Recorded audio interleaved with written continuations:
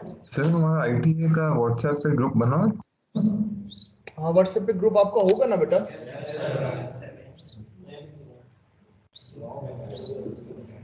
जी, जिनकी screen black थी बेटा वो क्लियर हो गई? सर क्लियर है। चलो अब याद रखो, it is a reduction rebate from list price which is granted by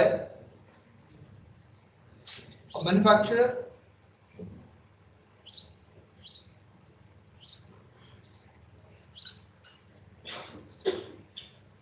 or wholesaler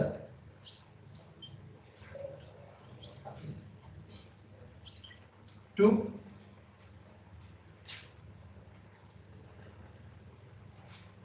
a merchant.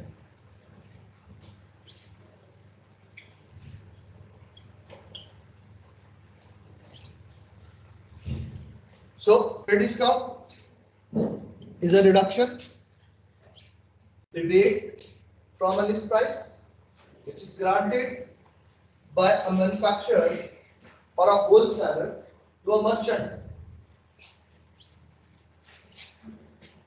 In fact, trade discount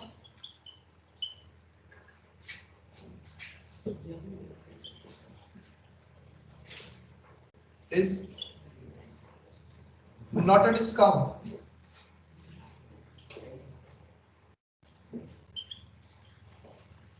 but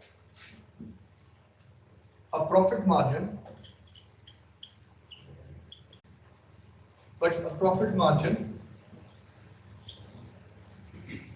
or mobilization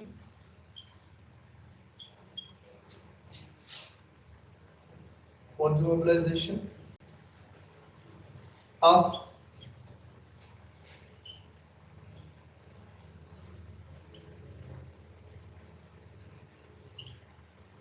distribution channel.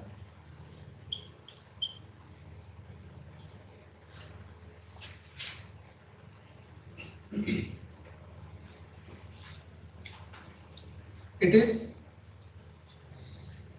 only available to recognize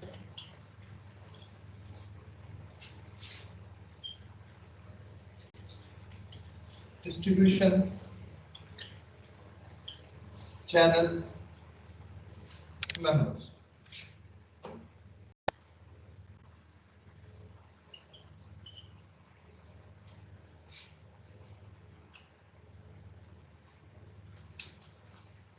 So trade discount, पहली बार trade discount है क्या? Okay, then it is a reduction, it is a rebate which is on the basis of list price की base पे, which is granted by a manufacturer or wholesaler to a merchant. In fact, trade discount is not a discount. ये discount नहीं है. It is actually a profit margin which is for the mobilization of distribution channel. ताकि इसकी वजह से distribution channel चलता रहे. मेरी बात बेटा समझ में आ रही है? ठीक है? और ये सिर्फ और सिर्फ उन लोगों को आप ये कहें कि उनके लिए अवेलेबल है जो रिकॉग्नाइज्ड डिस्ट्रीब्यूशन चैनल मेंबर है, जो जिनको रिकॉग्नाइज किया जाता है। अब इस पूरी डेफिनेशन को समझो, आप इसको नोट कर लिया बेटा? Yes sir. जी, जो लोग ऑनलाइन है बेटा नोट कर लिया? Yes sir. Yes sir.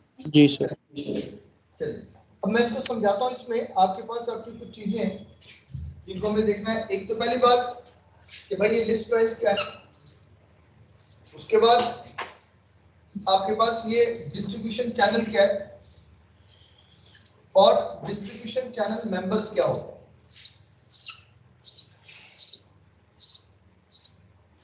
ठीक है बेटा, मैं इसको रब कर दूं बेटा? सो यहां देखिएगा, सबसे पहले डिस्ट्रीब्यूशन चैनल को देखिए, डिस्ट्रीब्यूशन चैनल क्या है बेटा?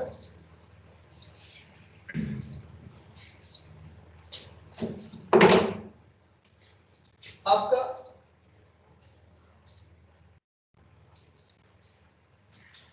डिस्ट्रीब्यूशन चैनल,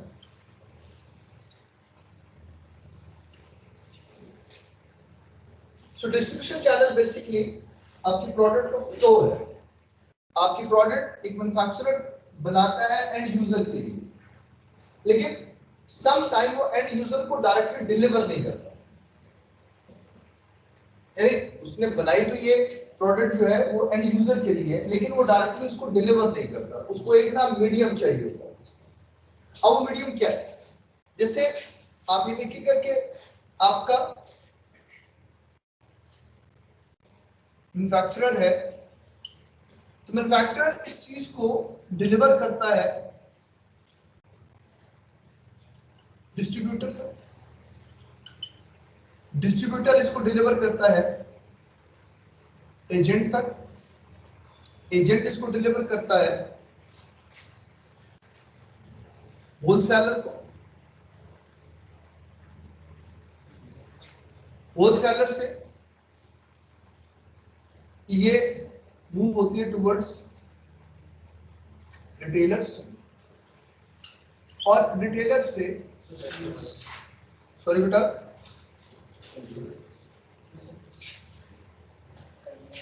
हाँ, एंड यूजर या कंज्यूमर, एंड यूजर कंज्यूमर,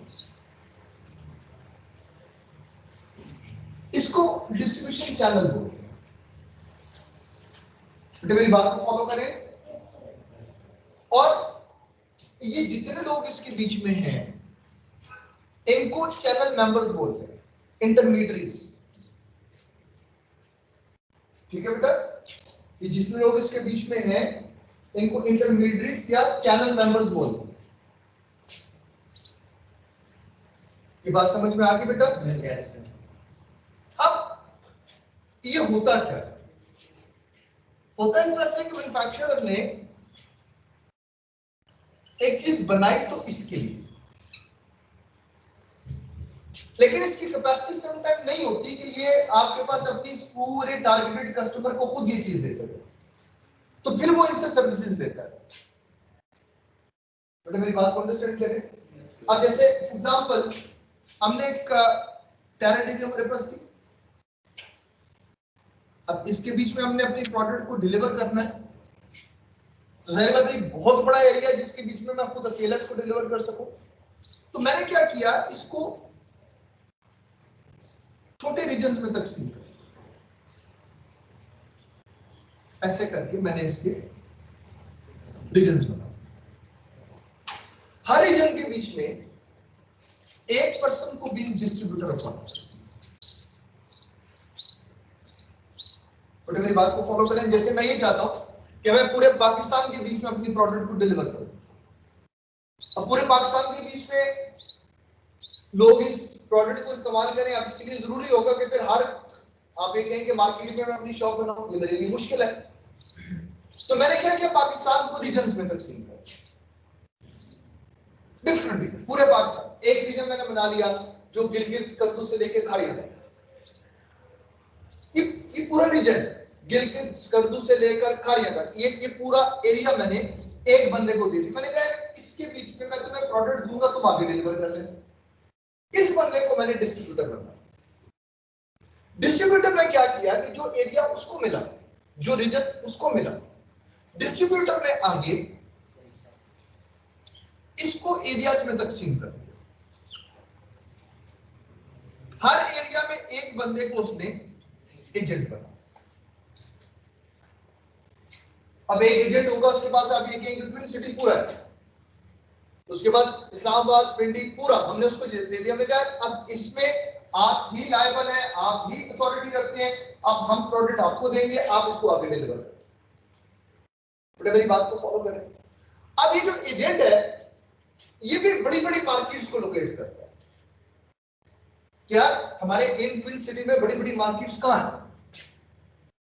कौन कौन से एरियाज ऐसे हैं जो आपके पास आप ये कहें कि जो बड़ी मार्केट्स, होलसेल मार्केट्स, तो होलसेल मार्केट्स को ये आपके पास आपको निकाल के लगेगा यार ये भी होलसेल मार्केट है, ये भी जैसे कि आपके पास जो F7 है ये होलसेल मार्केट, इसको बना लो। वो जो आपके पास G10 है उसको होलसेल मार्केट बना लो। वो जी आपके पास आपका जो पिंडी में आपके पास कमर्शियल मार्केट है उसको आप लोग होलसेल मार्केट बना लो। मतलब इस तरह से आप होलसेल मार्केट्स को डिफाइन करवा। हर मार्केट में आपके पास ये जो एजेंट है ये अपने इन मार्केट्स के बीच में एक बंदे को भी होलसेलर अपॉइंट। होलसेलर वो बंदा होगा कि जिससे रिटेलर चीज को खरीद कर लाएगा। जैसे अगर राजा बाजार की होलसेल मार्केट है तो ये मेन होलसेल मार्केट है। जो रिटेलर्स आपके पास उस सराउंडिंग के बीच में आपके पास हैं वो राजा बाजार चले जाएंगे, वहां से जाके आपके पास इस प्रोडक्ट को खरीद के अपनी शॉप पे ले आएंगे और वहां से आगे इसको डिस्ट्रीब्यूट करेंगे। You got it? Sir agent directly retailer को क्यों नहीं देता? यस सर, एक डिस्ट्रीब्यूटर भी डायरेक्टली रिटेलर को दे सकता है, डायरेक्टली एंड यूजर को दे सकता है, सब कुछ हो सकता है। इस बात को बेटा फॉलो करें जी बेटा। सर जैसे रिटेलर और होलसेलर का हमें पता होता है कि ये शॉप्स हैं और ये जो बंदे हैं वो होलसेलर का काम करते हैं और रिटेलर का, तो इसी तरह एजेंट और डिस्ट्रीब्यूटर का भी मतलब कंफर्म होता है कि यही बंदे हैं जो काम कर रहे हैं। बताओ ठीक है, मतलब जो आप ये कह लें कि अगर मुझे बिंग एंड यूजर नहीं भी पता ना तो उस बंदे को जरूर पता है जो आपके पास इस मार्केट के बीच में मौजूद है। क्या मेरी बात को फॉलो करें? अच्छा, अब पहली बात कि एक डिस्ट्रीब्यूशन चैनल के बीच में कितने लोग होंगे ये इस चीज पे डिपेंड करेगा कि आपकी प्रोडक्ट की डिलीवरी में, आपकी प्रोडक्ट की डिस्ट्रीब्यूशन में आपको कितने मिडलमैन्स की आपके पास आप ये कहें कि आपको रिक्वायरमेंट। आप मेरी बात को फॉलो करें कि हर बंदे को उसकी इस जॉब की वजह से हमें कुछ देना पड़ेगा, तो मेरी हमेशा ये कोशिश होती है कि मिडलमैन कम से कम हो। आप मेरी बात को अंडरस्टैंड करें? Yes it is quite possible कि इस पूरे रीजन में, लेकिन आप रीजन को देख लो, मैंने आपको डिस्ट्रीब्यूटर बनाया और आप गिलगित कद्दू से लेकर खारियां तक आपके पास पूरा है। अब मुझे एक बात बताओ, इसमें जितने रिटेलर्स हैं, रिटेलर्स कौन है बेटा? शॉप। जैसे हमारे पास ऊपर कैंटीन वाला बैठा हुआ ये रिटेलर है। सो मैंने इसको प्रोडक्ट डिलीवर करनी है। अब मुझे बताओ कि मैं कैसे इसको प्रोडक्ट डिलीवर करूं? नहीं भाई, सबसे पहले मैं अपने हेड ऑफिस काम करूं। सोचो कहां? सर ये जिस होलसेलर से लेता है उधर हम अपना प्रोडक्ट दे देंगे। बेटा नहीं, मैं आपसे एक बेसिक छोटा सा क्वेश्चन करना चाहता हूं कि मेरे पास एरिया जो है डिस्ट्रीब्यूशन का वो कहां से कहां? मैं गिलगित कद्दू से लेकर मैं इस बेल्ट से नीचे उतरना शुरू करता हूं, मानसेरा, उगी, अहमदाबाद, हरिपुर, टेक्सला, इधर आपके पास फतेहजंग, ये जो आपके पास इलाका है अटक। आप मेरी बात को अंडरस्टैंड करें। आप इस तरफ मूव करना शुरू करें तो आपके पास आपका आगे कहेंगे अहमदाबाद, और ये जो आपके पास आपका जो जितने भी आपके पास आपकी उसकी सराउंडिंग में आपके पास चीज बनती है, इधर से मरी की तरफ मूव करें आप। अब आप इस चीज को अंडरस्टैंड करने की कोशिश करें कि ये तो बहुत बड़ा एरिया है। और खारिया तक जाओ, अब सराउंडिंग में जाओ। आप अगर चले जाए ये कोटा वाली साइड पे, तो किसी जमाने में वो छोटा सा कस्बा होता था, पूरा शहर बन गया। आप उसके साथ आगे मूव करें तो कश्मीर की सरहद तक आपके पास सब कुछ चीज बन गई। तो यार हर मार्केट के बीच में मुझे इस प्रोडक्ट को डिलीवर करना कैसे करूं? मैं अपना वेयर सर हर मार्केट की अलग-अलग जो कमिटीज होती हैं उन्होंने ऑलरेडी डिसाइड किए हुए होते हैं एजेंट्स। बेटा यहाँ पर देखिए कि आपको एहसास होगा कि शायद मेरे अकेले के बस से ये चीज पाए। अब मेरे लिए मुनासिब ये होगा कि मैं इस बड़े एरिया को छोटे एरियाज में डिवाइड करूं। यानी एक एरिया मैं बना दूं जो आपके पास गिलगित कर दूं, अब ये कहें कि जो उसके अहमदाबाद तक का एरिया है वहां पर एक एजेंट बना दूं, वो फिर उस अपनी मार्केट को मैनेज करे। एक बंदे को अहमदाबाद से आगे हरिपुर, टेक्सला, ये जो आपके पास अटक वाला एरिया, इसका एक एजेंट बना दूं। तो इस तरह से ना आप एजेंट को डिप्यूट करना शुरू करें। जिनको बेनिफिट देना मेरे लिए मेरी मजबूरी है। अगर बेनिफिट नहीं दूंगा तो मैं प्रोडक्ट को डिलीवर नहीं कर सकता, और प्रोडक्ट अगर सेल नहीं होगी तो मुझे फायदा नहीं। आप मेरी बात को अंडरस्टैंड करें? डिस्ट्रीब्यूटर और एजेंट एक ही मैन्युफैक्चरर का हो सकता है या आप नंबर ऑफ मैन्युफैक्चरर? आपके पास ये भी इस चीज पे डिपेंडेंट होती है कि मेरे पास मेरा सरमाया कितना है, मैं कितने मैन्युफैक्चरर्स का डिस्ट्रीब्यूटर बन सकता हूँ। उसमें मेरे पास एक बहुत बड़ा सेटअप ऑफ डिस्ट्रीब्यूशन है, तो पॉसिबिलिटी है कि मैं एक से ज्यादा मैन्युफैक्चरर का कॉस्ट नहीं कर सकता। बेटा मेरी बात को फॉलो करें। और ये भी हो सकता है कि एक मैन्युफैक्चरर एक एरिया के बीच में एक से ज्यादा डिस्ट्रीब्यूटर बना ले। अब मेरी बात को अंडरस्टैंड करें, तो पॉसिबिलिटीज अपनी जगह पे हैं। यहां तक आपको मेरी बात समझ में आ रही है? So it is distribution channel. क्या डिस्ट्रीब्यूशन चैनल समझ में आया? इसका मतलब है कि आप ये डिपेंड करेगा कि आपके पास इसके बीच में 2 चैनल मेंबर्स होते हैं। जैसे तंदूर वाला उसे रोटी लेनी, वो मैन्युफैक्चरर एंड यूजर डायरेक्ट, उसके पास जाता है, किसी इंटरमीडिएट की कोई रिक्वायरमेंट नहीं। जैसे तहजीब बेकर है, सेवर फूड है, किसी इंटरमीडिएट की कोई आपके पास रिक्वायरमेंट नहीं, डायरेक्ट अपना काम कर रहे हैं। किसी बंदे को अगर तहजीब बेकर की कोई चीज चाहिए तो वो उसको कैंटीन से नहीं मिल सकती, वो उसको बाहर आपके पास डेंटिस्ट से नहीं मिल सकती, उसके लिए उसको तहजीब बेकर ही जाना पड़ेगा। तो उसने अपने आप को रिस्ट्रिक्ट किया, उसने कहा बस ठीक है, अगर आपको मेरी चीज चाहिए तो यहीं से मिले। वो अपनी क्वालिटी को इंश्योर करना चाहता है। हाँ, वो ये जरूर करता है कि तहजीब बेकर अगर उसने आपके पास एक बनाई भी, आपके पास आप ये कहें कि कराची कंपनी में, तो दूसरा वो F7 बना ले, वो F10 में बना लेगा। यानी वो अपनी ब्रांचेस को बड़ा कर देगा, कस्टमर के करीब आने की कोशिश करेगा, लेकिन अपनी प्रोडक्ट को कहीं बाहर नहीं रखवाएगा। आप मेरी बात को अंडरस्टैंड करें? क्या आपको ये बात? डिस्ट्रीब्यूशन चैनल के जरिए हम लोग अपनी ज्यादा प्रोडक्ट ज्यादा एरिया में जल्दी ट्रांसफर करवा सकते हैं। बिल्कुल करवा सकते हैं। इसका मतलब क्या मेरे पास आप देखें कि इसीलिए जो बड़ी बड़ी आपके पास सबकी कंपनीज हैं, फिर वो अपने पास अपनी एक पूरा डिस्ट्रीब्यूशन चैनल जो वो क्रिएट करते हैं। You got it? यहां तक बात समझ में? ऑनलाइन भी हो सकता है, जरूर हो सकता है बेटा। ऑनलाइन का सेगमेंट इस सेपरेट है, वहां पे वो डिस्ट्रीब्यूशन आपके पास आपकी, इसको बेटा ये ना, इसको बोला जाता है हाई स्ट्रीट। हाँ, इसको बोला जाता है ना, ये जो हम बात कर रहे हैं, इसको हम अपनी जुबान में हाई स्पीड बोलते हैं। ठीक है? ऑनलाइन का सेगमेंट होता है सेपरेट है। तो इसके ऊपर काम क्या होगा? वो कहता है भाई ये हमारे पास चीजें पड़ी हुई हैं, उसके लिए हमें एक बीच में सर्विस लेनी पड़ती है।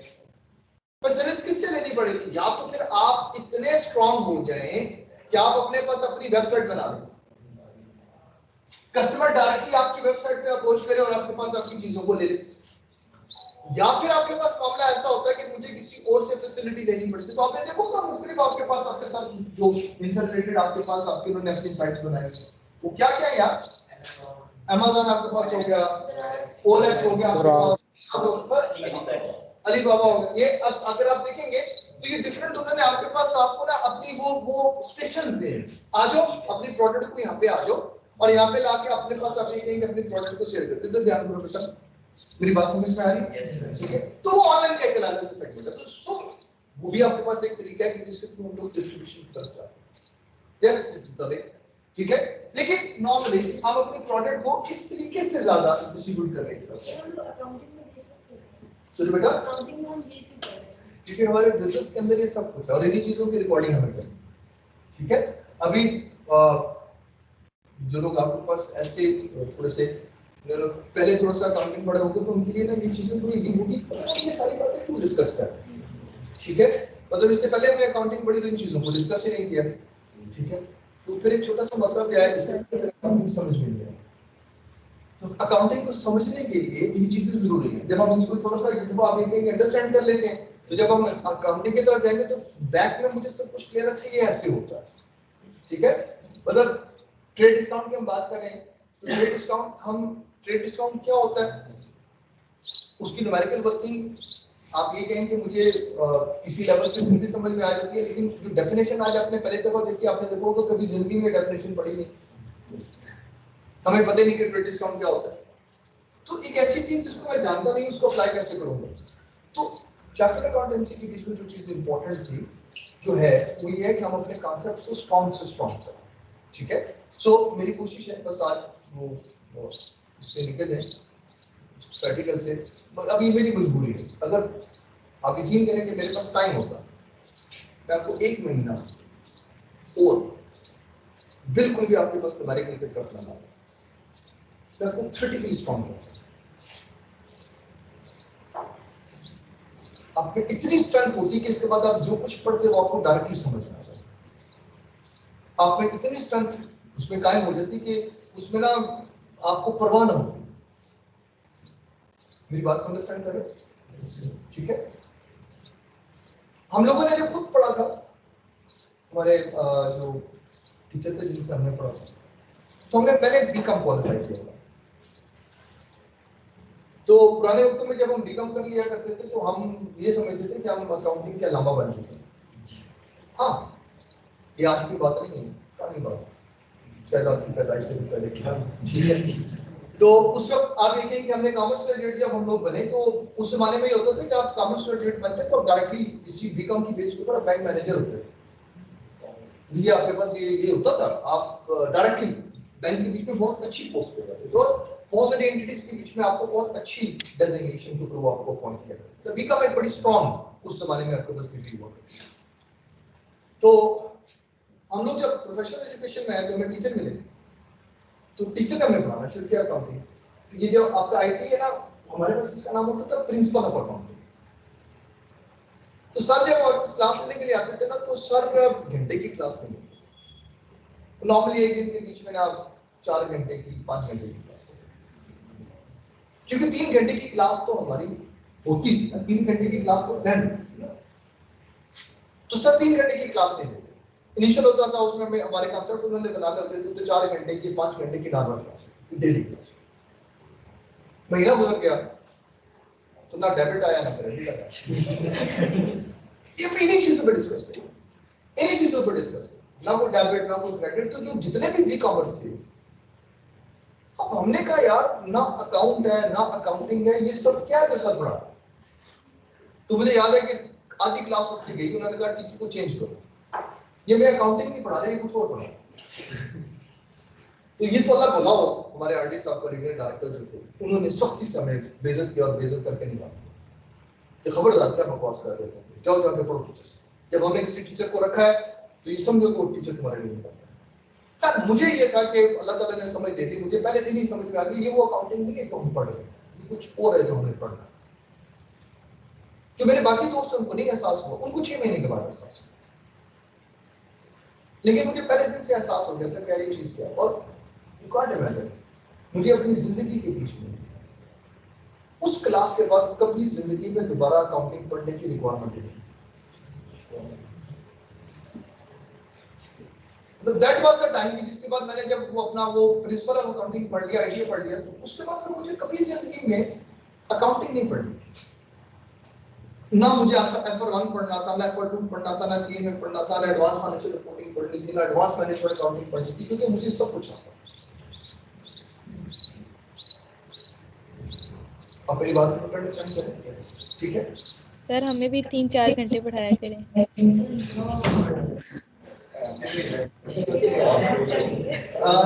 नहीं नहीं, आपकी कैपेसिटी नहीं, आपकी कैपेसिटी होनी चाहिए कि अगर मैं आपको पूरा दिन भी कहूँ अकाउंटिंग पढ़ो तो आपको मजा आए। यस सर, पढ़ा दें। अकाउंटिंग मैं आपको सिर्फ पढ़ा दिया करें, मेरी बात सुनो, मेरी बात 2 hours per day। हम लोग थोड़ा सा लिमिटेड हो जाते हैं ना बेटा। अब मैं आपको कैसे पढ़ाऊं, मेरे पास आपकी क्लास हो, मेरे से पहले इकोनॉमिक्स की क्लास हो। अगर मेरे पास ये वैक्यूम अवेलेबल हो, आप यकीन करें कि मैं आपके आईटी क्लास करना शुरू मैं आपको एक बात बता देता हूँ।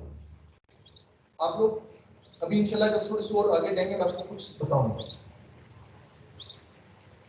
मैं आपको हकीकत बता रहा हूँ कि मैंने अपनी एजुकेशन में, प्रोफेशनल एजुकेशन में सिर्फ एक पेपर पढ़ा, उसके बाद मैंने नहीं पढ़ा, लेकिन मेरी एक फेम रही थ्रू आउट।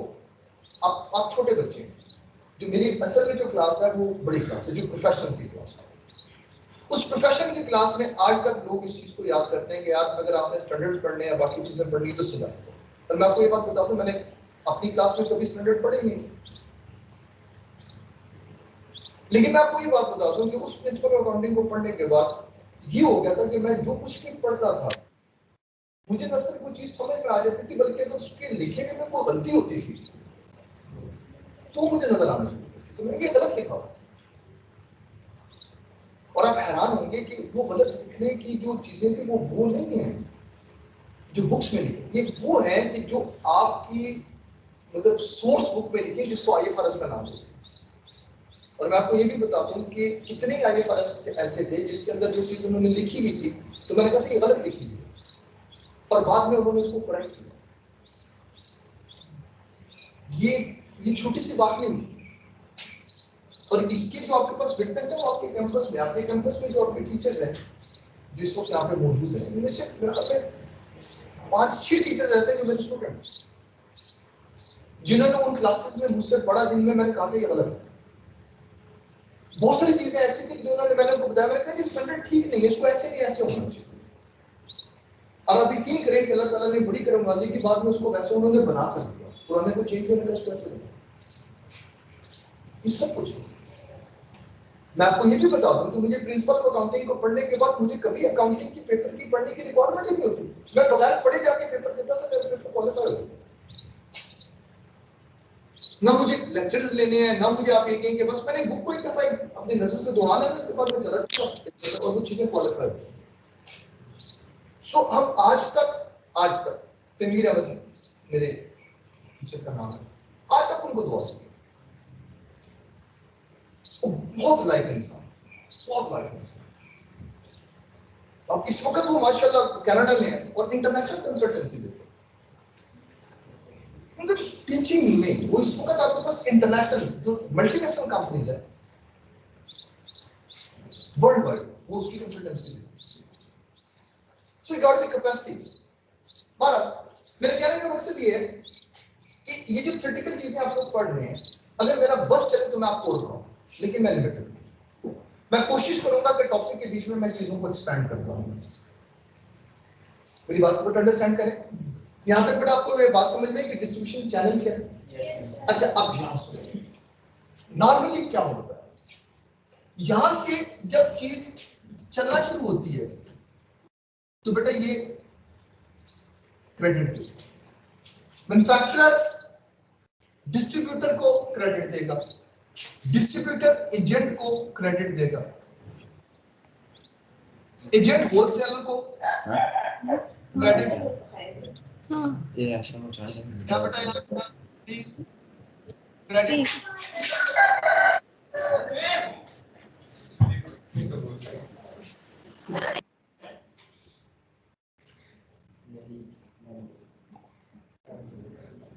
अच्छा लेकिन जब रिटेलर एंड यूजर को बेचता है बेटा तो ये किस पर सेल करता है? कैश पर।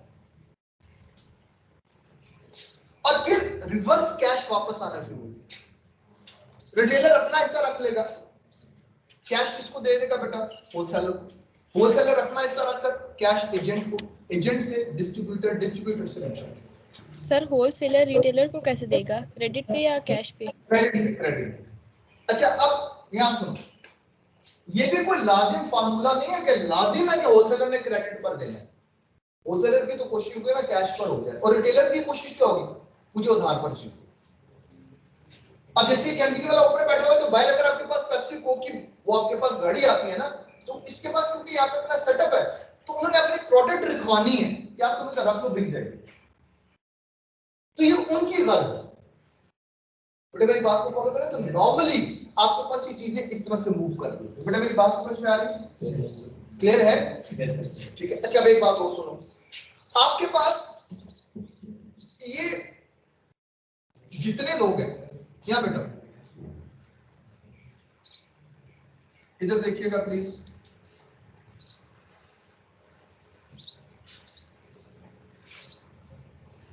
ये जो तीनों हैं डिस्ट्रीब्यूटर,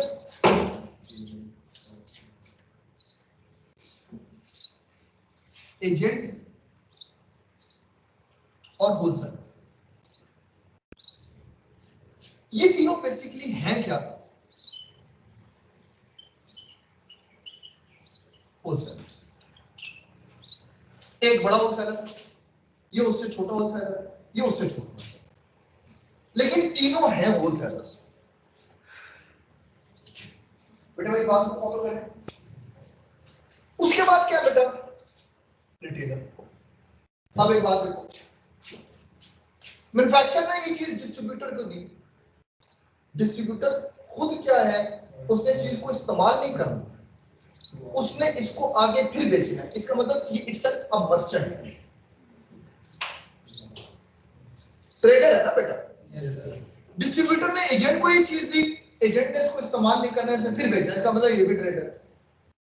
होलसेलर ने इस चीज को आगे रिटेलर को दिया, उसने खुद नहीं इस्तेमाल किया, इसका मतलब ये भी मर्चेंट है, ट्रेडर है। यहां पर आगे बेटा रिटेलर, ये भी ट्रेडर है।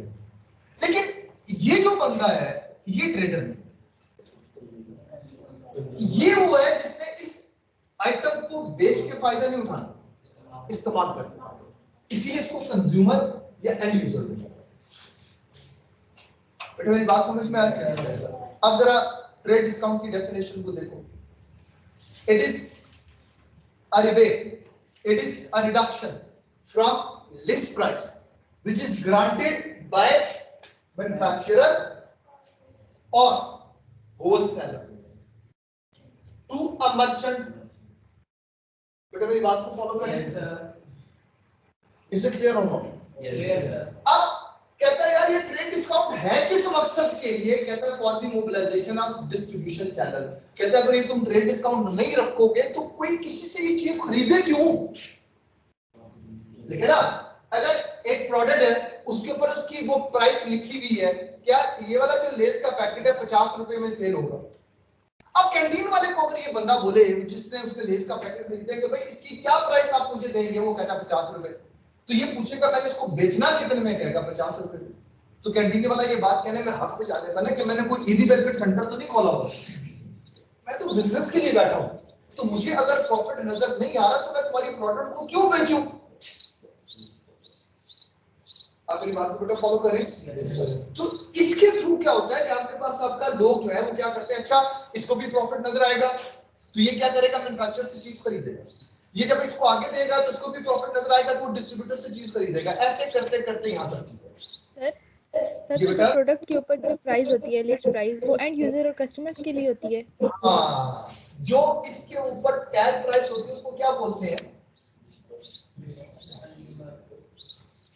वो जो आपके पास जिसके ऊपर 50 रुपए लिखा हुआ है, 10 रुपए लिखा हुआ है, जो एंड यूजर के लिए प्राइस होती है, वो प्राइस जो एंड यूजर से चार्ज की जाती है बेटा उसका नाम क्या है? List price.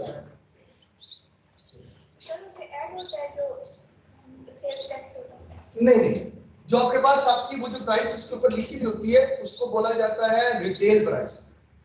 ठीक है, इसी हाँ इसको बोला जाता है रिटेल प्राइस।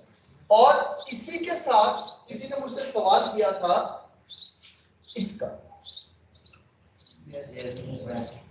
वसी का शायद इसने मुझसे सवाल किया था। वसी है वो तुम इधर? यस सर, इधर ही हो। हाँ, ये बैट का क्वेश्चन आपने ही किया था शायद। Yes sir.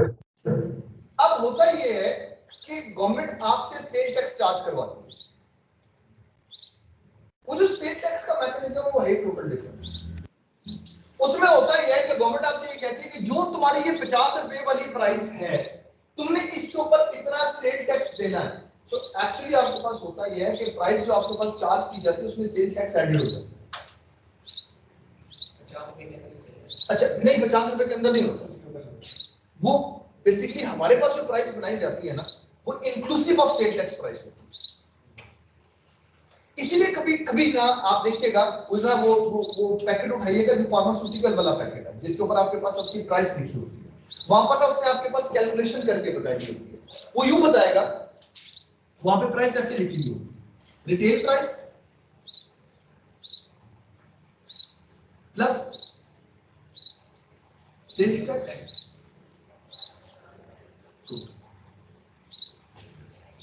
उसके ऊपर ये सारी चीजें हैं कि रिटेल प्राइस, और ये जो रिटेल प्राइस है ये लिस्ट प्राइस है। बेटा मेरी बात को फॉलो करें, क्या ये बात समझ में आ रही बेटा? अब इसका एक अपना मैकेनिज्म, सेल टैक्स का एक अपना प्रोसीजर, वो इंशाल्लाह बाद में जाके डिस्कस करेंगे कि सेल टैक्स को हैंडल कैसे करें। ठीक है, यहां तक बेटा बात समझ में आ गई? अब यहां समझो, ट्रेड डिस्काउंट में होता ये है कि जो प्राइस आपने यहां पे 50 रुपए लिखी हुई है लेस, अब उससे डिफाइन कर करने शुरू करते हैं, अच्छा यार 50 रुपए में तो ये बिकेगा, मुझे कितने में मिलेगा? वो कहता है यार तुम्हारे लिए डिस्ट्रीब्यूटर के लिए 30% लेस है। 30% लेस का मतलब क्या हुआ कि अगर इसकी प्राइस, इसके ऊपर लिखी हुई प्राइस 50 रुपए है तो ये कीमतें फरोख्त है, ये सेल प्राइस है, लेकिन तुम्हारी परचेज प्राइस कैसे आएगी कि तुम इसी 50 का 30% ले लो जो बनेगा 15 रुपए। 15 रुपए इसमें से माइनस करो तो तुम्हारे लिए जो प्राइस बनेगी वो 35 रुपए। आपको बात बेटा समझ में आ रही है? बेटा क्लियर है? अच्छा एजेंट भाई तुम्हें ये मिलेगी 25% लेस।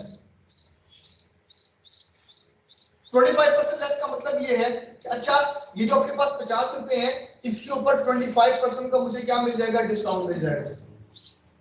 तो ये 37.5 होलसेलर के लिए कहा जी आपके लिए 20% पे है। मेरी बात को फॉलो करें तो 20% का मतलब ये हुआ कि ये इसको कितने मिलेगी? 40। रिटेलर को कहा कि ये पैकेट तुम्हें मिलेगा 15% लेस में। इसका मतलब कि 42 रुपी एंड 50 पैसा ये प्राइस बन गई रिटेलर की। तो बात समझ में आ गई? तो बेसिकली ट्रेड डिस्काउंट के थ्रू मैंने सिर्फ सेल परचेज प्राइस को डिफाइन किया। इसका मतलब कि मैन्युफैक्चरर जब इसको बेचेगा तो बेटा 35 रुपी उसकी सेल प्राइस है और यही 35 रुपी डिस्ट्रीब्यूटर की परचेज प्राइस। बेटा मेरी बात को फॉलो कर रहे हैं? डिस्ट्रीब्यूटर जब एजेंट को बेचेगा तो 37.5 उसकी सेल प्राइस है डिस्ट्रीब्यूटर की और यही 37.5 जो है वो एक एजेंट की परचेज प्राइस। और बेटा डिफरेंस देखो इसका और इसका। इसका मतलब एक पैकेट पे 2 रुपए 50 पैसे डिस्ट्रीब्यूटर को बचेगा।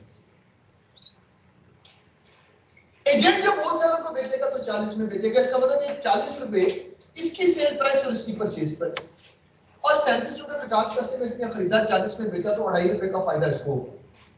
बेटा मेरी बात को फॉलो करें? 40 वाली चीज इसने 42 रुपए एंड 50 पैसा में आगे बेची।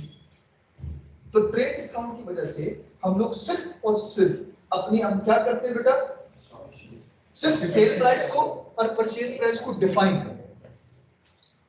तो टेक्निकली ट्रेड डिस्काउंट कोई डिस्काउंट नहीं है, ये वो प्रॉफिट मार्जिन है जो मेरे पास है।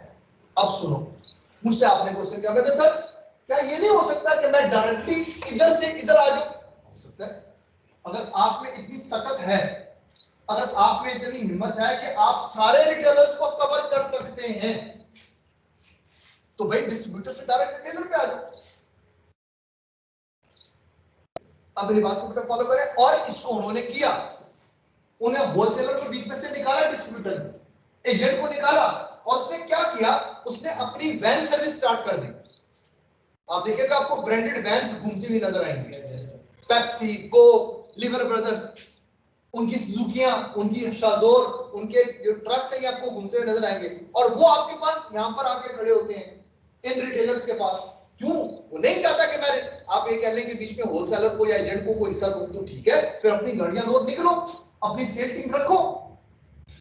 उसको फायदा क्या हुआ कि जहां पर वो इसके ऊपर 2 रुपए 50 पैसे का प्रॉफिट लेता था वहां पर उसको 7 रुपए 50 पैसे का प्रॉफिट मिला।